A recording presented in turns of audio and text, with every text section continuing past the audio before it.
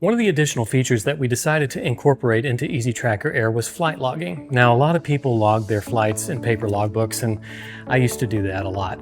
And there are other solutions out there for digital logbooks, but we decided that it would be great to have everything to do with our airplane and our flying careers within one platform. So we're going to show you how to easily log your flights, leveraging AI and connections with FlightAware to bring your flights in automatically, as well as doing some manual entries. Let's get started with that.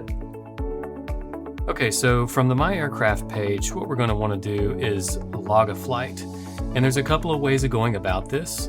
You can tap the Actions button down here in the aircraft information card and then tap Log Flight. We can take a look at this and fill all of this information out. We can select the flight date. Let's call it the 25th of March. And this is a manual entry, not the FlightAware fetched automated entry. Pilot name, I'm just going to put pilot here. Our departure airport, we're going to say it's Hurlong over to Lake City. And then our engine out time and engine in, airframe time out and airframe time in. As you can see, the out times are what is current in QuickTrack, meaning this is what the times were before you went flying on this flight on the 25th. So we're going to say that we went over there and we had some breakfast. So we're going to plug in our tachometer time here, our engine time.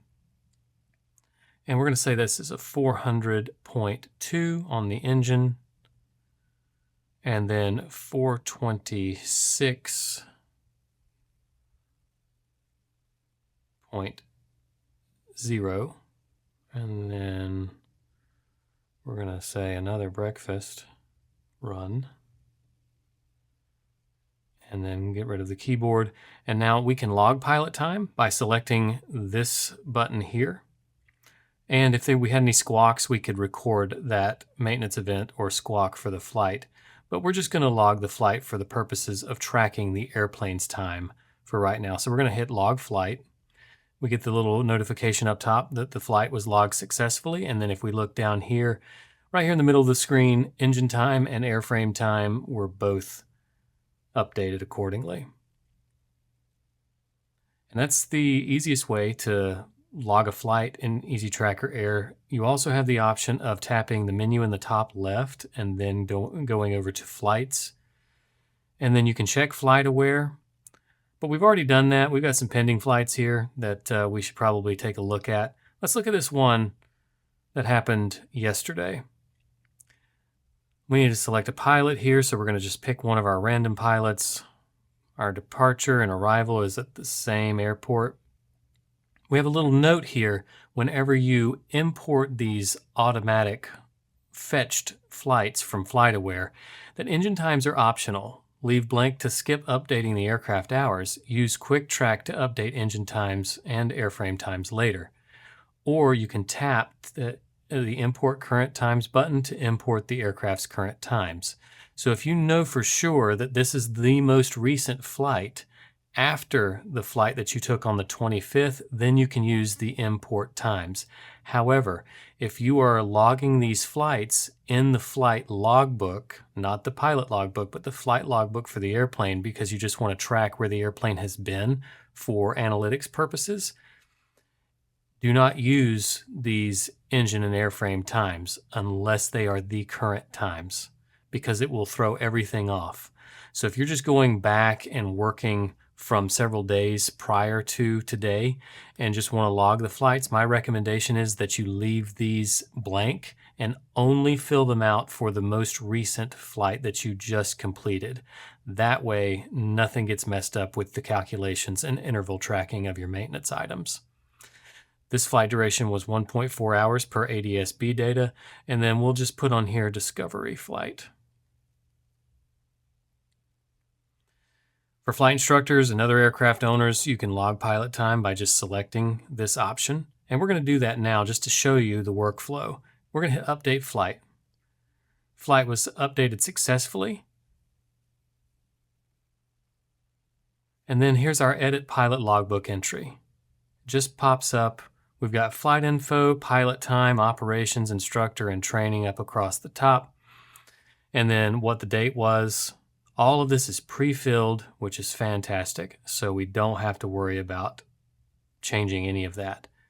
Again, if you want to update the engine time, you can down here. But again, this is one of those examples where we're not going to do that. So we'll go to pilot time. Total time is 1.4, PIC, SIC, all of these things that you can fill out so that your pilot logbook is kept up to date. What type of operations you did.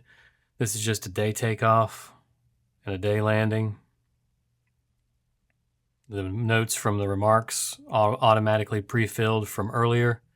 The instructor name, if this is your logbook and you're the student, you can type the instructor's name, their certificate number, and then the instructor can digitally sign this entry.